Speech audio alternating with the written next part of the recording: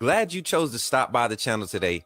Just wanted to give you an opportunity to really become a part of this community here at the Coach Smook Network. We like to call ourselves the AAA family. The AAA stands for authenticity above all. We just want to give you an opportunity to become a part of this community because we're growing and we're doing something special here as a fan base, not just for Alabama, but the fan community as a whole. We're creating an environment where it's safe to be yourself, be authentic, and meet people who share the same passion you share, whether it's for the same team or not. You can do this by becoming a member of the AAA family. You simply start by just clicking the link provided to you by one of the moderators in the chat, or it'll be pinned to the top of the chat. Click that link, it'll bring you to my homepage. When you get to my homepage, make sure you hit the notification button and turn on all notifications. Understand that there are multiple ways to support the channel, and each level has its perks. You can go through and read each perk. As we continue to grow, new perks will be added to each level. One thing we would like to highlight that all AAA members are greatly appreciated. It does not go unnoticed that you have taken time and hard-earned money to support this channel. Once you join, YouTube is going to ask for some payment information, and make sure you monitor your subscription dates. Also, if you really want to get interactive with the community and find out what's going on, think about joining our Discord family. This is where you can get into all the fan talk of the community, and also there are networking opportunities. Please be mindful that there are rules and that we expect everyone to treat everyone with respect. Also, if you're looking to partner with Coach Smook Network or sponsor, please hit us up at coachsmooknetwork@gmail.com and our staff will get back to you in a timely manner. I'm your boy, Coach Smook of the Coach Smook Network, and I thank you for supporting this channel.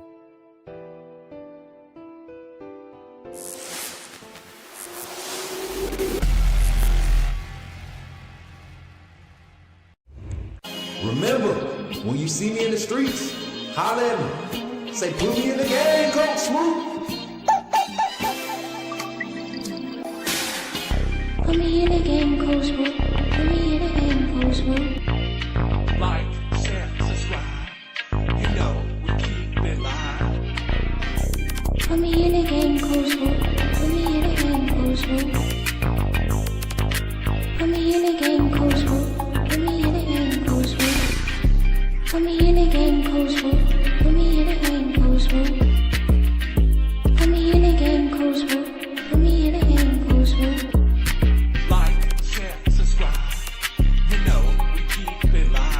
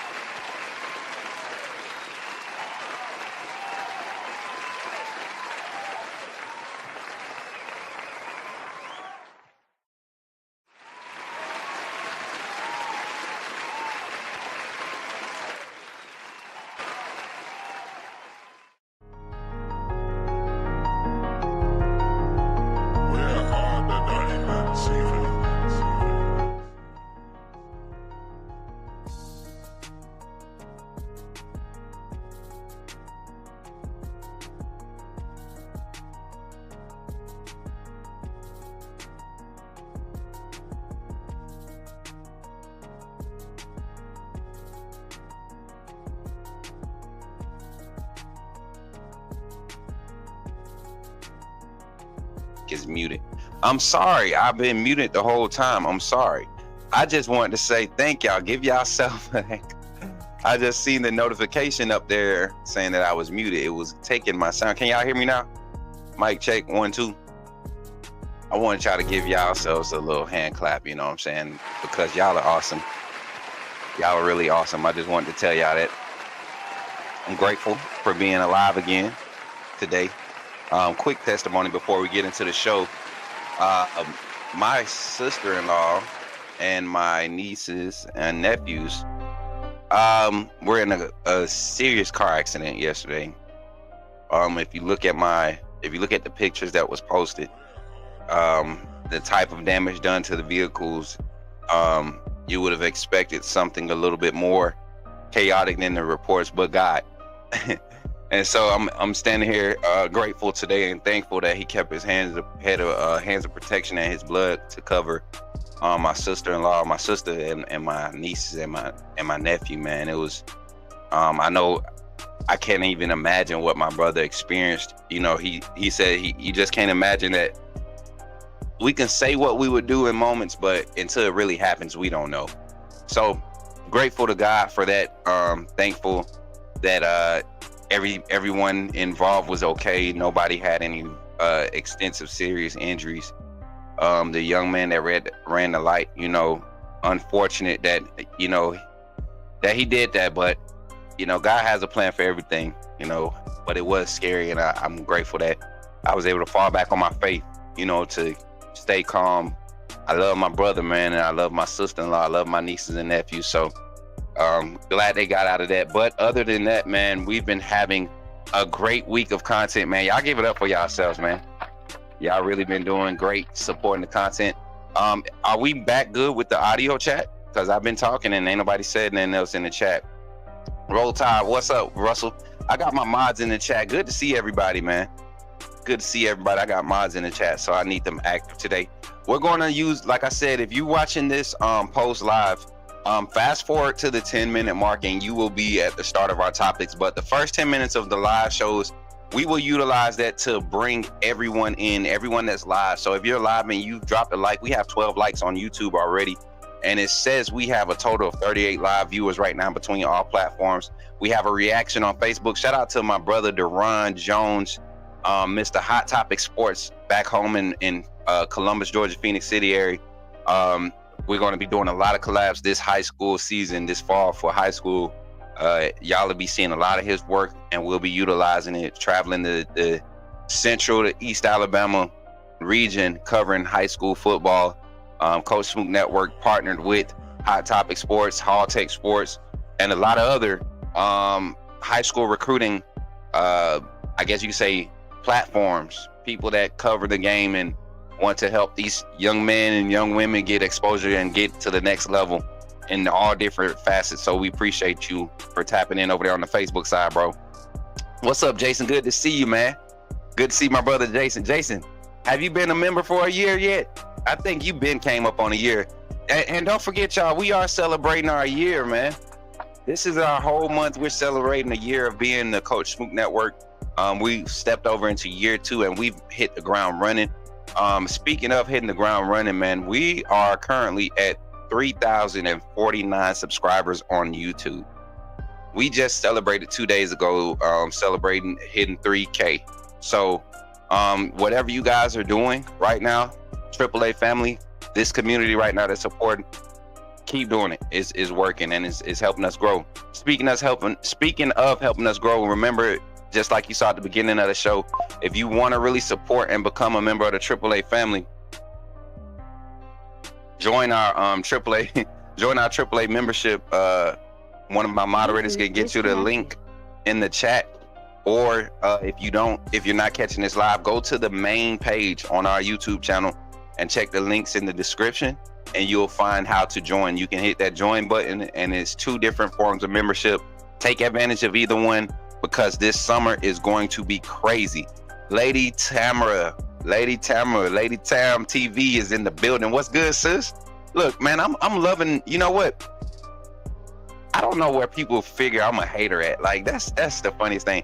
because I'll see people pop in as I know should have been doing content and trying to push themselves and promote their brands, not necessarily do content, but utilizing the social media space and this is a powerful voice here. I can't wait to get on my other channel and start collabing with a lot of content creators. So with me and my personality, I had to figure out, I ain't gonna get y'all the sauce, but just know Smook Hines, Lady Tam TV, it's gonna be some good collabs. And people are like, why you want to discuss world topics? Because I'm a human.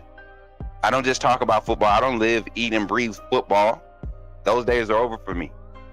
I have a life. I have children. I got to be aware of everything and to be able to bring it to a platform and talk topics, speak from a spiritual and a faith standpoint, but also a realistic standpoint, just a natural standpoint. That's what.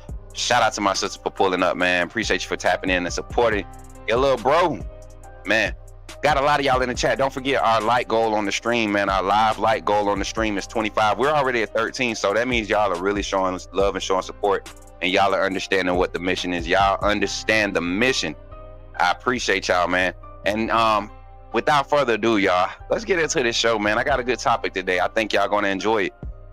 We love to talk about, Kalen DeBoer, Ryan grew up being reunited. Kane Womack, we've talked about him.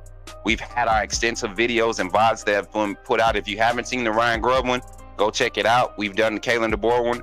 The next one with Kane Womack will be posted this Friday.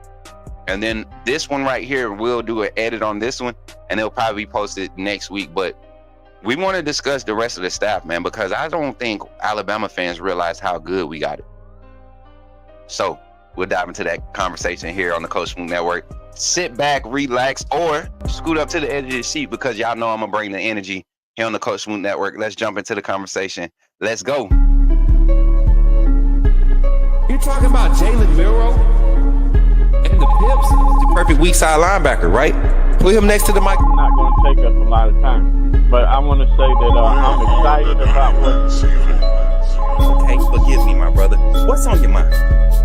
Oh, I'm good. I'm just still sorry for all the other content creators now that we have this mega star back in our presence. All right, chat, let's get to it, man. It's about to get real in here, baby. It's about to get real, chat. All right, listen. I think we really need to take a seat right now, Bama Nation. What's good, Ray? Good to see everybody in the chat, man. I think Alabama Nation needs to take a seat and really just brace ourselves because we saw a staff last year.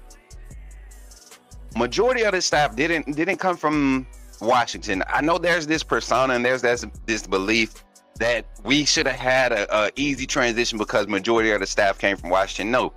Now, if we would have had Washington's defensive coordinator, like that whole Washington staff come over and just assume the role of moving that complete staff to Alabama, picking up day-to-day, understanding different lingos and different personas and different personalities on the staff, right?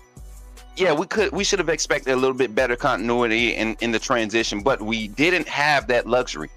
So Alabama fans, I want you all to sit back and listen to me for a second. I'm going to go through and I'm just going to pull up what Alabama, shout out University of Alabama Athletics. I'm going to pull up what they have in their bios, and we're just going to talk about it from a baseline level just to open up the conversation in the comments. So if you're watching this post live, get in the comments like you all have been doing recently, man. Y'all have been going crazy, running up the viewership on our post live interactions and our VOD. So if you're watching this post live or you're reacting, watching on a VOD, leave a comment. Let me know on a scale of 1 to 10, 1 being, trash, 10 being just great. What do you rate this Alabama staff? What do you rate this Alabama staff? Now, we talked about this in the offseason as the spring was coming to a close and we were getting geared up for spring. All those different offseason transitions when we lost Colin Hitchler, when we replaced him with Coach Jason Jones, right? Returning to Alabama, former Alabama DB, is on the staff now and has had an extensive history with Coach Mo, right? And the funny thing about that is when Kalen DeBoer and staff, they go out and they want to make this hire, they didn't even consider the fact that he had that relationship with Coach Mo. So bringing him in to kind of replace Colin Hitchler and give them a little bit more flexibility with Coach Mo and his assistant coordinating right? Assistance and coordinating, play calling. I think that was a great move. And then you go on the offensive side, and of course, you get the knockout home run hit of getting Ryan Grubb as your play caller back, but also keeping Nick Sheridan and putting him back in a space where he is way more familiar and comfortable as far as developing and processing information to translate it to the player, and that's in the quarterback room. So this staff is more than equipped to push for a national championship run. And I mean a strong push. I feel like this staff, the staff that we have, there should not be as many miscommunications or disconnects in game adjustments like there were last year early on. Now, what I will say is this: Kalen DeBoer creates a culture to where everyone in their respective positions, I believe, and this is from being around the locker room for 2 years now, from the point of his transition, from the moment Kalen DeBoer has been at Alabama. I want to say I was maybe 30 days behind touching down Kalen DeBoer and staff, right? Last year in February. I was 30 days behind them. So I've kind of got to see a lot of their day-to-day interactive personas, all of that. Interaction with the media, how they handle, disciplinary things. I think this is the first time in a while, or first time since his arrival, that I've seen the level of intensity, but not a nervous intensity, not like we're scared that we got to prove something, but we're ready to prove something. And this staff is ready. So we'll dive into the conversation here. Let's get into it. I'm going to jump on the Alabama Athletics page, and I want to start in a random spot chat because I don't think this gentleman gets enough credit for what he does for this team. All right. And where's my banner at? Okay. Here we go. I got the banner up. And that's going to be none other. Let me pull this down here. And appreciate y'all for tapping the likes again. Tapping the like on the screen. If you're on Facebook again and you have not subscribed to my YouTube channel, please come over. We're continuing to grow. It's definitely helping. Subscribing to the YouTube channel is absolutely free. Becoming a member is where you would voluntarily submit your monetary, tokens, right? And purchase a membership so you can have behind the scene looks. We got a lot of membership content coming up for the month of June, July. We know what we do during the season. Members enjoyed the season last year. Discounted rates for a lot of our tailgate events we're doing 2 tailgate events this year. We've already secured one, and we're going to lock in the second one before the end of July. So that's just a little segue to getting the screen set up the right way. I told y'all, man, I know how to drift off, boy. All right, chat, here we go. Let's jump into the conversation, and I'm gonna go to this view right here. Let me know if y'all can see that screen pretty good, y'all. And I can zoom in so you all can see the wording right. So first, I want to talk about tight ends coach Brian Ellis.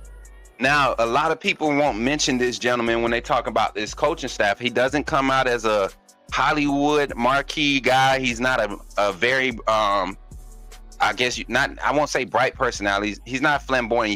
He's not going to be loud. He's a student of the game, though. He's a student of the game. Someone who I believe honestly that if Brian Ellis, if something push came to shove, let's say we had the quarantine and Brian Ellis was the last offensive staff member, available to field a staff on the offensive side and play call, I think Brian Ellis has a more extensive understanding of the offensive philosophy that Kalen DeBoer wants to push than a lot of coaches on the staff. And I mean, just having the full spectrum of it, I think he and Nick Sheridan probably have the most knowledge of it on each level. Run game, blocking scheme, pass game, all of that. I think he has the most knowledge on it. And shout out to everybody else pulling up. I see y'all in the chat. Mike Jones, what's good? Oh, snap. Mike Jones said Bama ending Georgia home win streak this year. Okay. Jarrell, what's good, Jarrell? Good to see you. My boy Jarrell still got that membership, man. Good to see you, family. Hey, so I want to highlight my Brian Ellis. Let's talk about his history. I want to start from the bottom. They started Alabama here. So he played ball.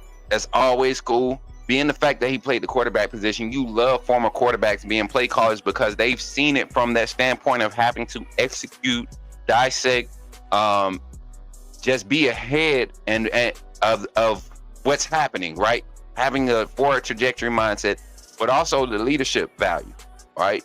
You want that in a coach. Western Kentucky, we saw Western Kentucky during the years of Brian Ellis being the pass game coordinator, wide receivers and running backs, quality control early on in his career. People ask what quality control is. So quality control is something that I have aspirations of doing as I continue to grow in this industry, right? I have aspirations of being quality control personnel, because what's happening with quality control is you bring all the stats and film together, right? And you start diving into the analytics. You know, quality control, let's say me as an offensive quality control personnel. I'm assigned to the wide receiver, adjusting the wide receiver rotation based off of the schematic needs. So if we're running a game plan that requires 40% flood concept, my job as the offensive quality control is to have knowledge of the data that's being produced.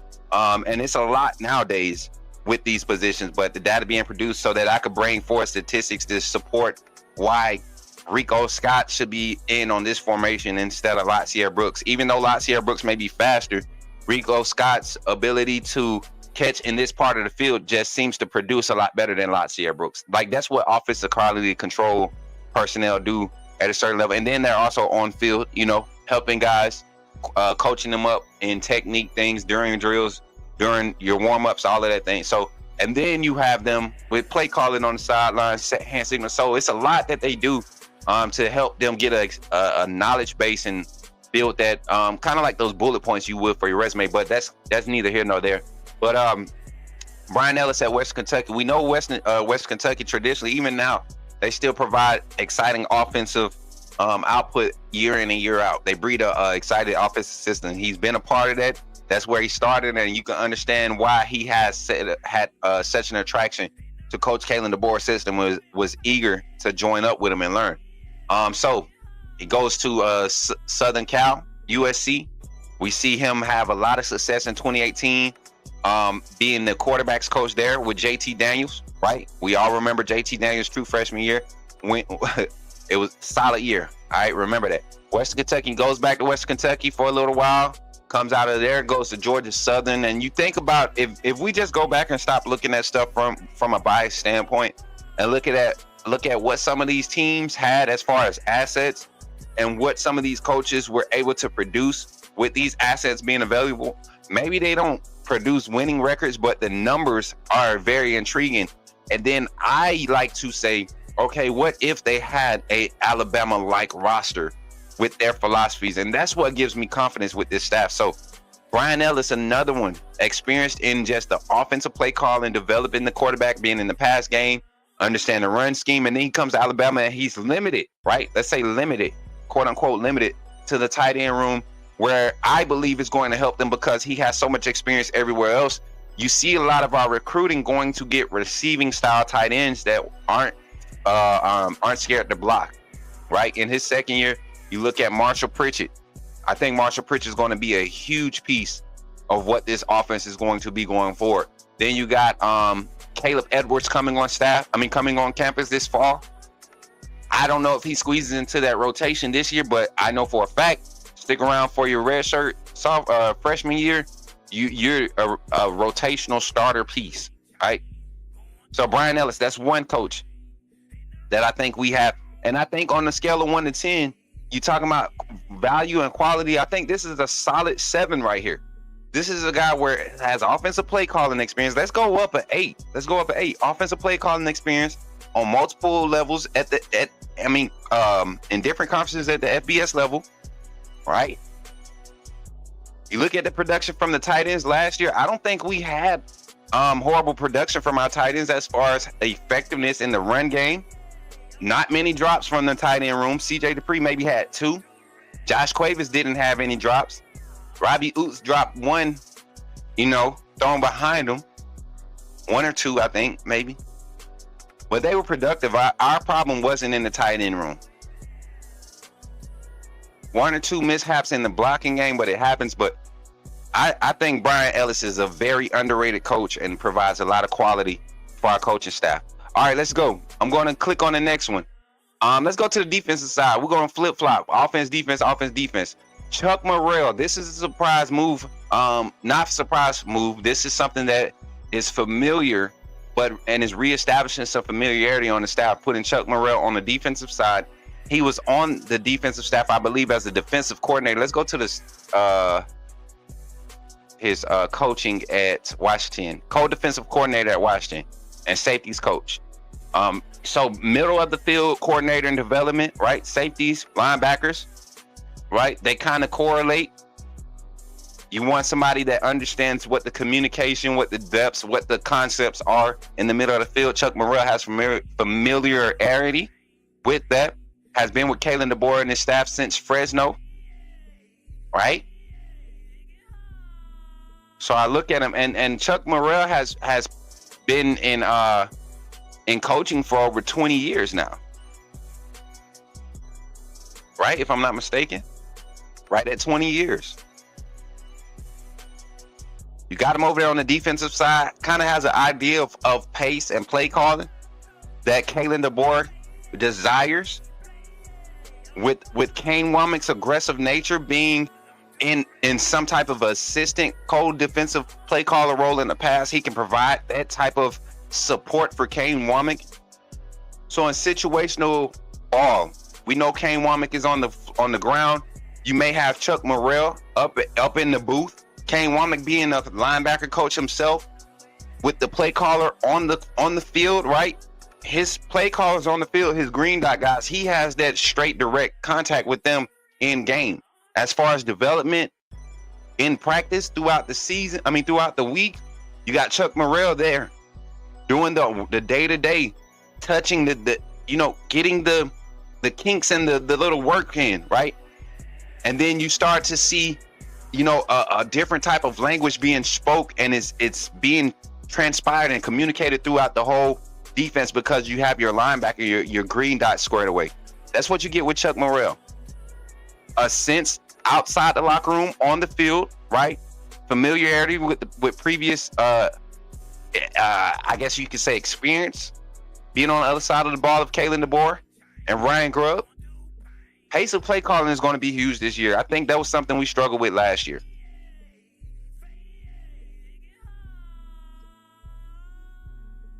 So we look at his story, you look at his history.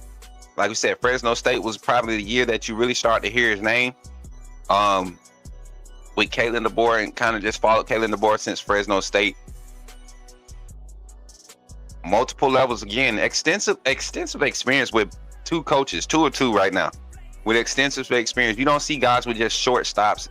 I mean, just 1 or 2 stops, long extensive stops at 2 spots. These guys are going spots 2 and 3 years, producing and getting elevated, so to say. So that's Chuck Morrell. Let's go to the next coach. I want to highlight. Let's go to the offensive side. Coach G, the running back coach, man. I got to speak with Coach Gillespie last year during Jace McClellan's pro day. And he gave me a follow right there on the spot on Twitter.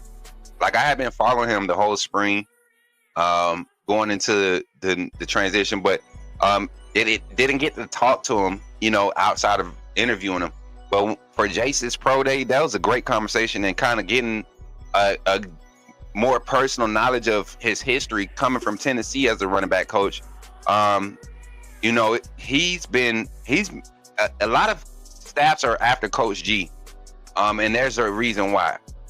Running backs in the country look at what he's done as far as putting running backs in the NFL. No matter what system he's been in, at Tennessee, he produced running backs that are, I guess you could say, are just now phasing out of the NFL. You got to think he was at Tennessee more than 10 years ago now, I believe now, right? He's been at Bama for more than 10 years now, right? I think he spent 6 years with Saban. 7? So he might be right at 8-9 years at Bama. So we'll see. We'll get into the bio. Running back coach. So he's only been at Bama since 2021. Tennessee. Oh yeah, the North Carolina stint was very shaky, but he did have the young man. What's the boy name that was at North Carolina? COVID year. What was his name? Chat. COVID year. I forget that young man's name. Running back at North Carolina. I forget. I got to go back and look at it. But played at Florida. Extensive experience while at Florida. You know, those ties being in the South, you kind of get into recruiting, right? You're able to talk that talk, walk that walk, show that you played the game. That's where his edge is. That's where his expertise is. That running back room. That's what he has done his whole playing career, his whole coaching career, right? You look at the value that he creates in recruiting. Robert Gillespie walks in your living room and tells you that your son can play running back at the next level. You believe him. Come on now. So I look at it and I say, you know, this is, to be able to retain him during the transition was huge. I think Kalen DeBoer realized that early. He and Freddie Roach. We'll talk about Freddie Roach next. But the development factor is there. I look at our roster right now. We have 6 scholarship running backs on the roster. Your lowest rated guy was a 3-star Dre Washington, but he's a 5th-year guy. You look at him, productive back at all his stints where he's been. Injuries have been kind of an issue for him, but a guy that's coming in to be a rotational guy. But you look at what's actually there and what's has been developed by Coach G, Jam Miller, Richard Young, Daniel Hill, Kevin Riley, and now AK Deer. You have 5 backs on that roster right now that were top 5 backs in their class. That's a lot. That's a lot to try to juggle. And how do you get those kids to continue to believe and say, you know, keep working, wait your turn, you're getting better. You're just as good as him, but he got good before you. Stay getting good, stick with him. Because if he goes down, we need you. And we saw that. We've seen that under Coach G. I think we really saw it. The first year we saw it was when Najee got his first real opportunity. 2021. Oh no, 2020. 2020. And then Damian Harris. The year that after Damian Harris, that's when we started questioning what was happening with our running backs. We had a lot of guys come through. You look at some of the names that kind of have, you saw them starting to trend up, and then injuries. B-Rob, Jace McClellan. You've even seen him come in, go and get guys out of the portal like Jahmyr Gibbs, right? You've seen him go in the portal and get Jahmyr Gibbs, and then turn around and put him in position to where he's your leading receiver and back. Another year where we started seeing injuries because, you know, a lot of people say McClellan and B-Rob didn't get no love, but they were injured that year too. Just a guy that knows how to keep guys on the roster in that running back room. I like having Coach G there. Shout out Coach G, man. Keep him. Got to keep him around. Now let's go talk about Coach Roach, man. This is the energy, one of the energy guys on the staff. Coach Roach, Coach Mo, Coach Shep. Even you know, Coach Womack, man. Just the energy that they bring. This is one of the guys, when you look at him, you could tell he was, you know, he's a coach. You look at Coach Roach, you don't guess if he's an offensive coach or not. You don't even think he's like an O-line coach at all. You know he's somewhere on that side of the defense when you look at him. Shout out to Coach Roach, man. Coach Roach is cool, man. He be in Florida, man. Coach Roach being at Bama, this is huge for Bama. I think since Coach Roach has been back at Bama, a lot of people don't remember that when he was here as director of development in 2015. A lot of people don't remember he wasn't like an on-field coach. He just used to be at practice all the time. So, played at Alabama, has that feel, has the love for it. From the state of Alabama, Lower Alabama youngin, you know what I'm saying, LA boy. So the ties are there. Once again, another huge recruiting piece. You win recruiting battles when you have Coach Roach on your staff, especially when he walks in your in your living room and he tells you Will Anderson, when he says Dallas Turner. For the young guys that don't know the history, you know, he can say that. He can say that. Justin Boygby. I'm looking at some of these names in the bio. Byron Young. These are guys that's still in the NFL, guys. But Darian Mathis, Christian Barmore. Come on, man.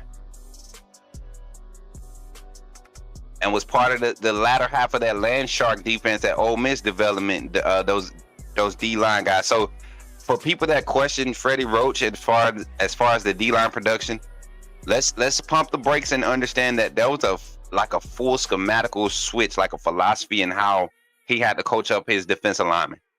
You go from going majority two gap, getting guys back to being aggressive and shooting gaps and attacking, you know, creating disruption in lane discipline, right? It takes time. We've been doing something a certain way for 3 or 4 years, and then you got to switch it up. It takes time to get the guys. He may have a great understanding of it, and I think we saw great production from our D-line towards the end of last year. All right, let's get through this, y'all, because I'm getting long-winded over here. We got about 20 minutes left on the show, so I want to make sure I give each coach on this staff their recognition. We talk about Freddie Roach in that D-line. Let's go to the linebacker room. Let's stay on the defensive side because I want to talk about the outside linebacker room. We talked about Coach Chuck Morrell with the inside linebackers. Let's talk about the outside linebacker room with Coach Christian Robinson. I like Christian Robinson's history. SEC guy through and through. We talked about this last year when we were looking to fill this staff coming over from the transition. And former, you know, somebody that I used to do content with, they said something about, you know, going to get a guy to understand what it takes to be in the SEC on the defensive side, you know, to help with Freddie Roach. Kane Womack has, you know, the experience, you know, his father being a well-known defensive coordinator, a huge staple, impactful coach in the 4-2-5 scheme, how it's developed today and how it's coached, right? I look at going to get a guy like a coach like Christian Robinson, a SEC tenure guy, played in the SEC, but also coached in the SEC. And he's from Georgia, you know, a gentleman that played at the University of Georgia.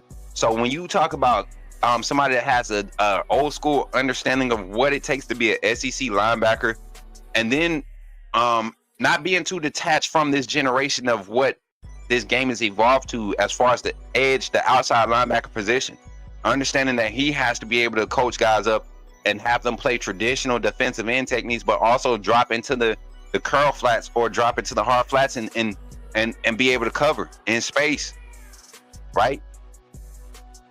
You look at stops he had. Vontrell Miller at Florida was a guy that he gets recognition for, right? A lot of guys came through Florida between 2018 and 2021 in that linebacker room. Some play calling experience at Auburn the 2022 year, when they had Popo and those guys, and they were really a solid team. I think that's the 4 overtime year, 2022 with Bryce, right? Yeah, I remember how good that defensive line, that defensive group was, especially that the defensive front and the edge rushing. Come on. The inside linebackers at Baylor didn't have a lot of talent, but was still able to produce a guy, Matt Jones.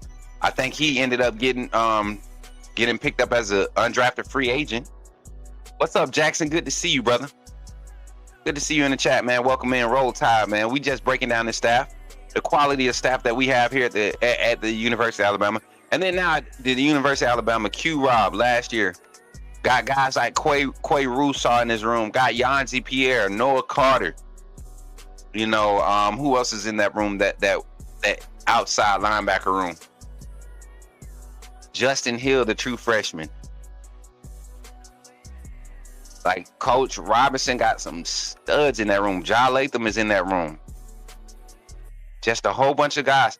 And he's got an idea of what it takes to get these guys to be elite. Working them in, getting out. I mean, I think Alabama's going to be one of the leaders in sacks this year. And I think we might have 3 or 4 linebackers with 8, 9 plus sacks out of that edge rush room. I think Alabama, as a whole, the team will be able to get to the quarterback 60 plus times this season. I really do. 60 times. That's an average of 4 sacks a game. I think we could average about 4 sacks a game. 4 plus sacks a game. You got to factor in games where we're going to jump out to huge leads and you're going to have to drop back to get in the game. I'll say this. Let's do quarterback sacks and hurries. I think we have 60 plus total combined quarterback sacks hurries. Because I like hurries. Hurries to me are more effective than sacks. You're forcing them to try to prove that they could do the same thing from the same spot after you just shown that they couldn't. So Coach Robinson is going to have a big part of that, developing the edge rush guys and getting them in there. My guy Russell McDaniel says, we have a great staff. I think people will see that this year. Yeah, it was a good staff last year. For them to come together with, 6 weeks of hey, how you doing, buddy? This is how we're going to do it this season, and start putting it in action. And then to come out 9-3, one game away from the SEC championship game, one game away from being in the college football playoff.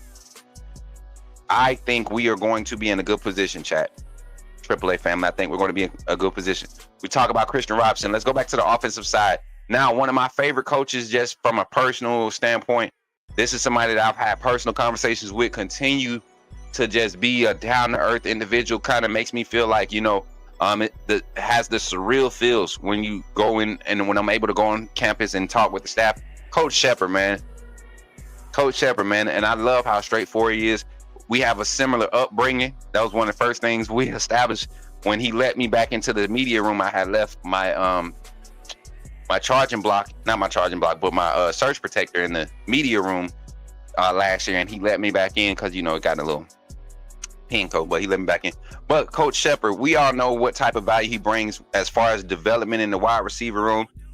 Really came on the map when he was at Western Kentucky as a grad assistant. They started talking about this young Jamarcus Shepard, this fiery guy, Jamarcus Shepard at Western Kentucky, quickly ascended to becoming on-field assisting, got the wide receiver coach position, and immediately after 1 year at Western Kentucky, and I want to, one day we'll go back, not today, but we'll go back and we'll talk about some of these teams where these coaches stopped it and the type of numbers that they were able to get guys to produce.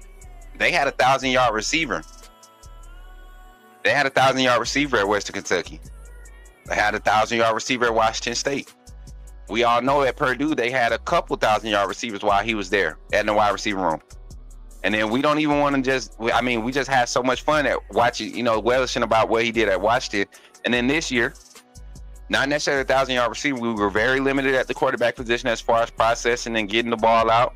Didn't even throw 300 pass attempts this year. So the production that we were able to get from the two leading receivers, he had a lot to do with that. Watch the ties that bind. I love that part of the series when he went in on those guys.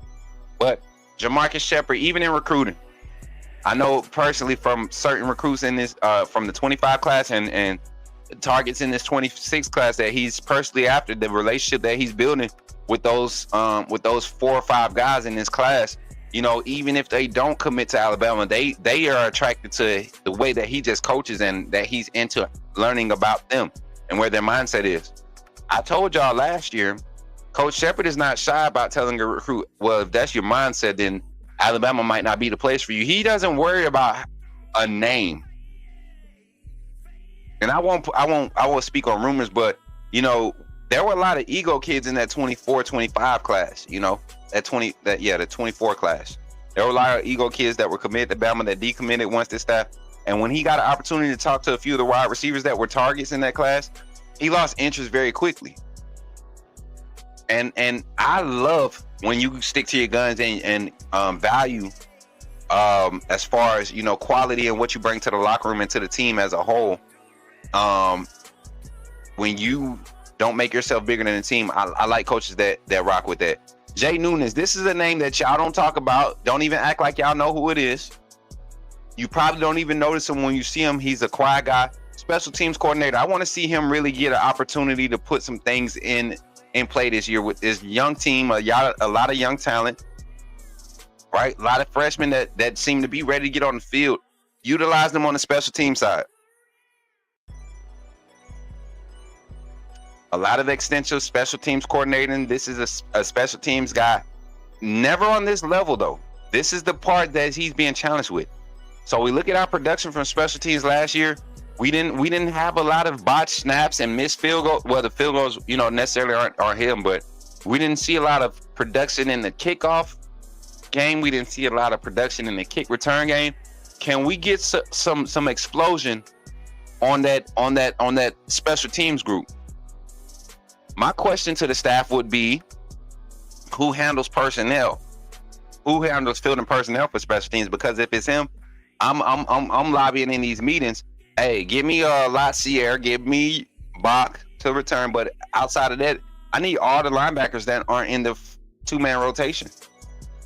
I need all the tight ends that aren't in the two-man rotation. I need all the running backs that's not in the three-man rotation on special teams. Those are the guys that are the uber athletes. On kickoff, I want my strong safeties, free safeties, DBs,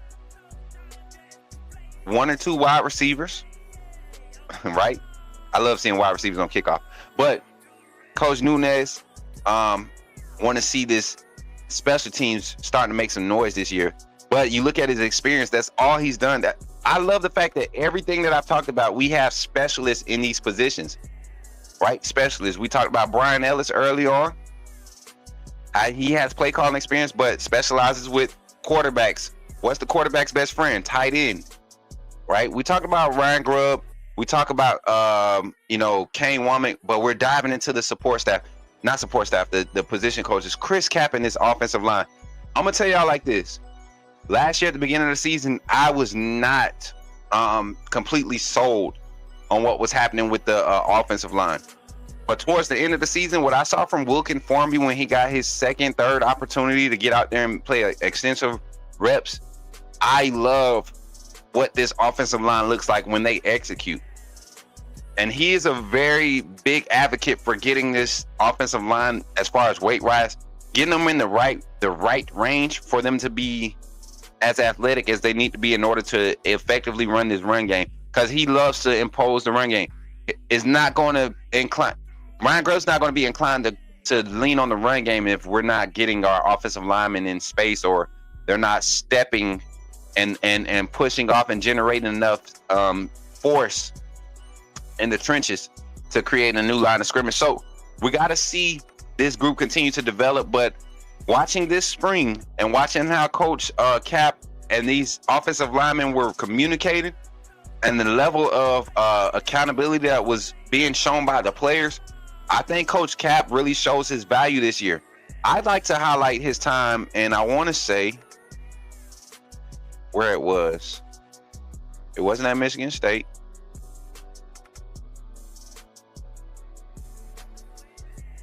North Carolina. Was it North Carolina? Okay, yeah. His time at North Carolina. Look at what he was able to do at North Carolina. 2018 squad. This was same year's tour, right? Allowed 10 sacks all season. 10 sacks all season. So with Coach Cap, this is in the ACC too. This is during Clemson. Clemson dominant reign. Florida State was still competitive, right? You had North Carolina State putting defenses out there. This is North Carolina.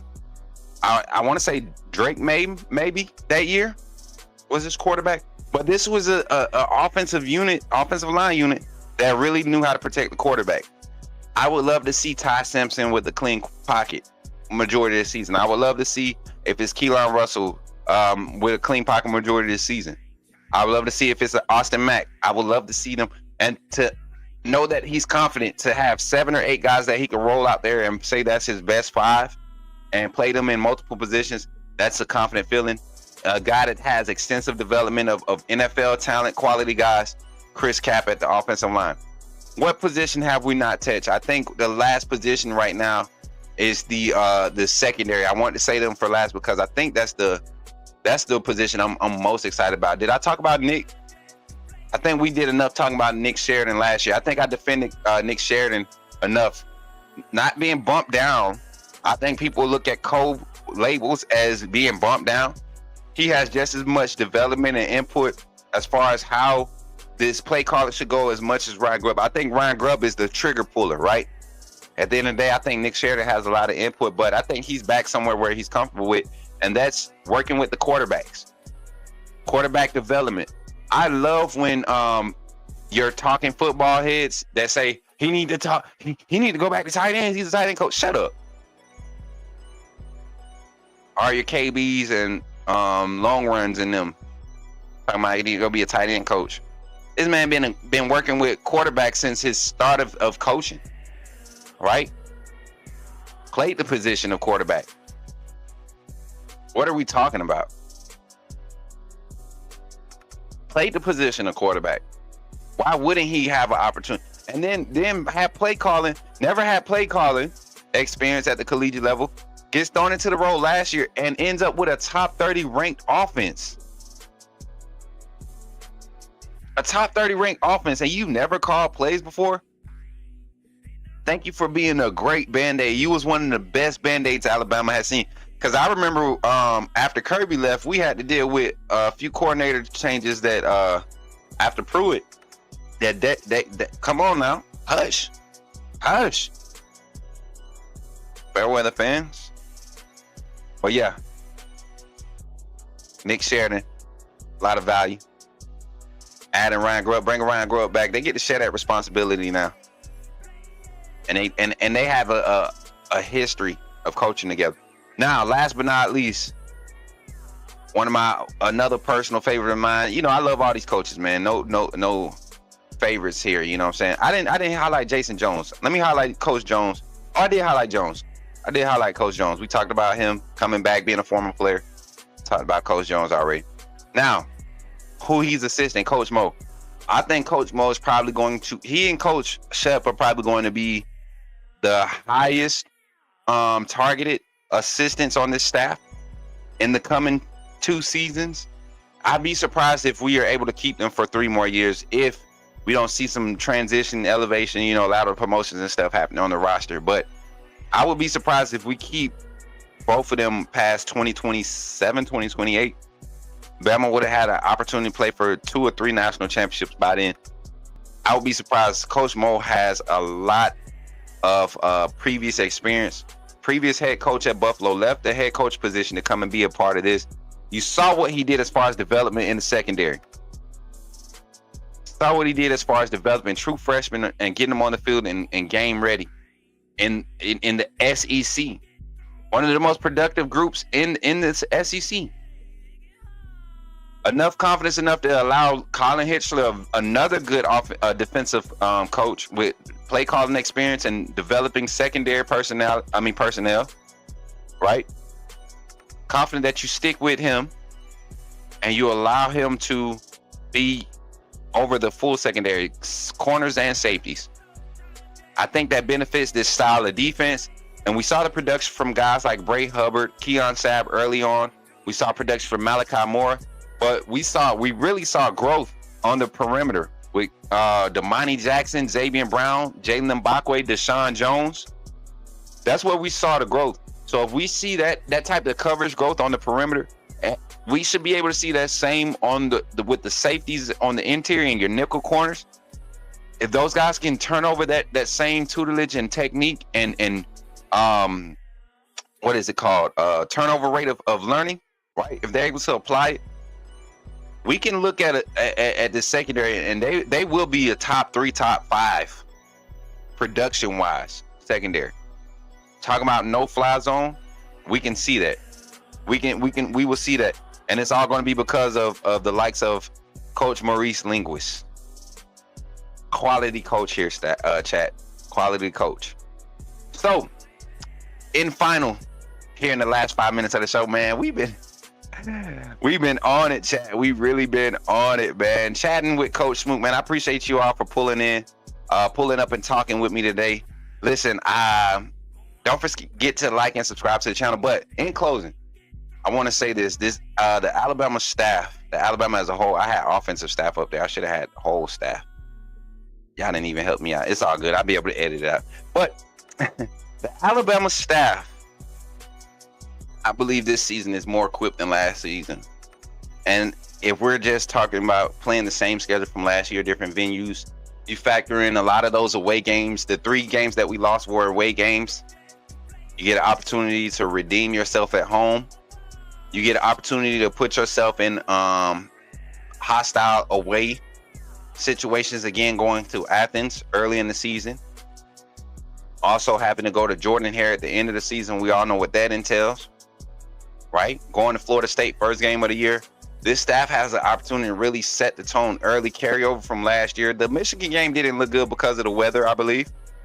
And then you just saw a couple of guys kind of just tap out, right? But I think the energy around this staff, around this team, the persona is starting to pour out. It's starting to bleed out, right? Starting to pour out. And I think this team will flourish this year because of it. Highlighting that support staff behind your primary coordinators and your head coach. We got a great staff. Bunch of former head coaches and coordinators coming together, pushing their ideas together. I think the primary difference we see with this staff than we've saw in the past or been able to pay attention to is that the balance of philosophies as your offensive play caller and your defensive play caller, the balance, they offset so nicely. And bringing Ryan Grubb back was huge, but having the support of Nick Sheridan and Brian Ellis is huge there too. Including the philosophy and the run game concepts of what Coach Cap brings to the table creates adds an extra cherry on top of Kalen DeBoer's system and Ryan Grubb's play calling. The running style being taught by Coach Gillespie and the receiving style being taught by Jamarcus Shepard. It all matches and it fits well. So we can look for explosive offense and we can look for a lockdown defense on the other side of the ball because of this staff. So with that being said, thank y'all for jumping in today, man. I am excited. I appreciate y'all for tuning in. Y'all know me, man. I've been doing this thing for a few years now. This is year 2 of sports media personality, but content, we've been doing content for 4 years, and I've been looking at some of my old stuff. So if you are really rocking with your boy, continue to support by going back. Check out some of our old shorts and some of our clips from the past, man. We really been doing some quality stuff compared to what we used to do. Just go look at it. It's funny to go back and go down memory lane and enjoy some things. But Chris Engel said, I'm glad y'all made it through safe. Praise God. Same to you, man. My bad. What's going on with that? I'm sorry. What's up, Chris? Welcome in. Hey, make sure y'all drop a like on the stream. Make sure you smash the subscribe button if you're not already subscribed. Make sure you turn on your notifications. If you are wanting to interact with some more content today, we'll be live here in about an hour doing our live gaming content on TikTok. We're only going to be on TikTok today. We're going to maximize our TikTok.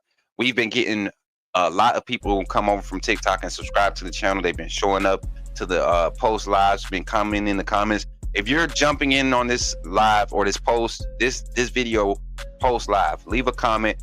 Make sure you're subscribed to the channel. But if you put hashtag PMITGC at the end of your comment, I will give you a shout out in the next VOD, which will be posted this Friday. So continue to support, continue to like, continue to share. Once again, I'm your boy Smook Hines here on the Coach Smook Network, man. We got a team here now, and we're doing what we're doing and enjoying what God is doing for us, man. If you need any prayer or anything like that, jump in our Discord. Our moderators can definitely pull the link so you could jump in our Discord in our prayer room. The prayer room has been kind of slowed down a little bit, but anybody that put prayers in there, I like the fact that our community has been very engaged in our prayer room. Let's get the locker room back pumped up, and then let's get on Twitter. Let's get on Twitter and start promoting the Coach Smook Network. And like I said, BT will be making his first appearance in July, you all. He'll be making his first appearance in July. I've been trying to pressure him to come on earlier, but he'll be making his first appearance in July. Sully will be making his appearance during the season. We got a team that will be on campus a lot this year, so I can't wait, chat. I can't wait. Shout out to my team, man. Shout out to our sponsors, everybody that's partnered with Coach Smook Network. Shout out to Ghost Energy Drink keeping me through this show. Today I had to put it in the cup. I don't have the can. But shout out to our partners, our Ghost Energy Drink, man.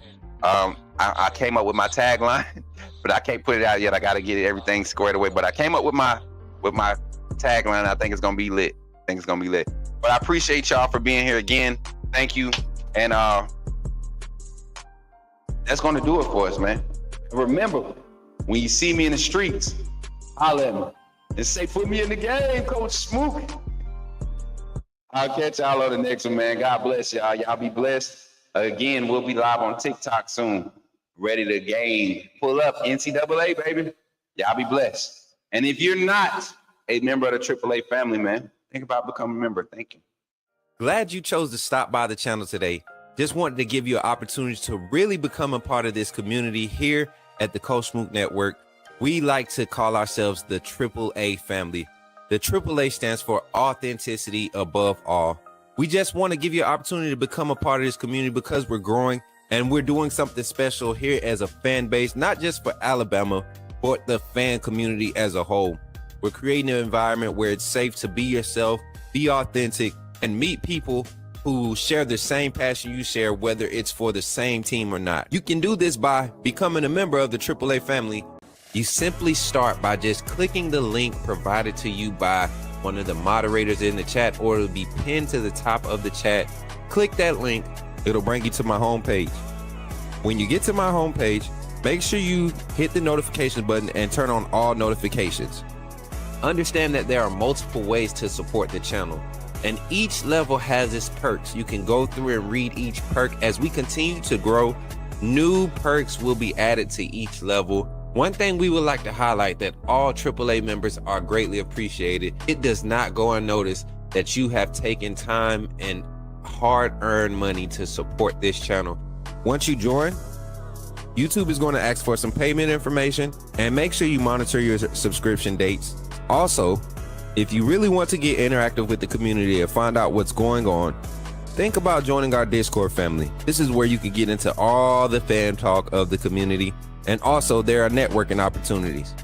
Please be mindful that there are rules and that we expect everyone to treat everyone with respect. Also, if you're looking to partner with Coach Smook Network or sponsor, please hit us up at coachsmooknetwork@gmail.com, and our staff will get back to you in a timely manner. I'm your boy, Coach Smook of the Coach Smook Network, and I thank you for supporting this channel.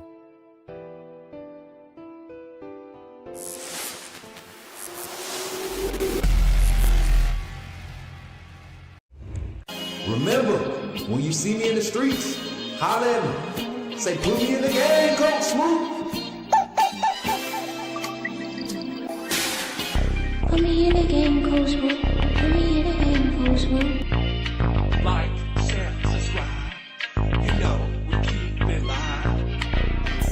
Put me in the game, Coach Smook. Put me in the game, Coach Smook. Put me in the game, Coach Smook. Put me in the game, Coach Smook. Put me in the game, Coach Smook. Put me in the game, Coach Smook. Put me in the game, Coach Smook. Put me in the game, Coach Smook. Like, share, subscribe. You know we keep it live.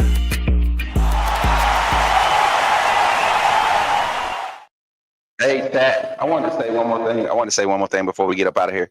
Hey, if y'all come over to TikTok, if y'all come over to TikTok today, man, make sure that we're sharing the live on TikTok, man. We've been getting a lot of energy on TikTok, and they've been coming over and following. We just hit 3,050 subs on YouTube, man. Shout out to everybody on YouTube, man.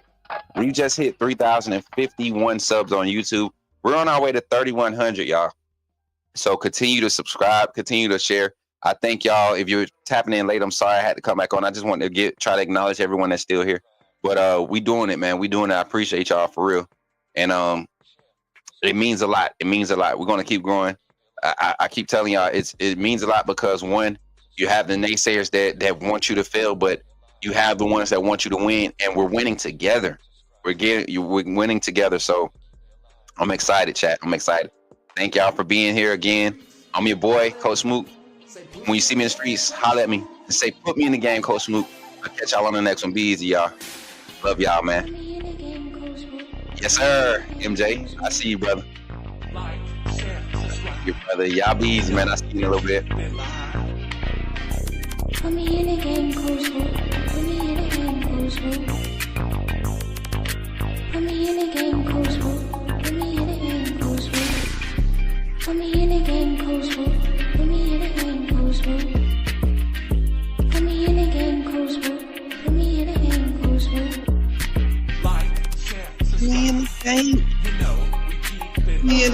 chat. Let's go. Put me in the game.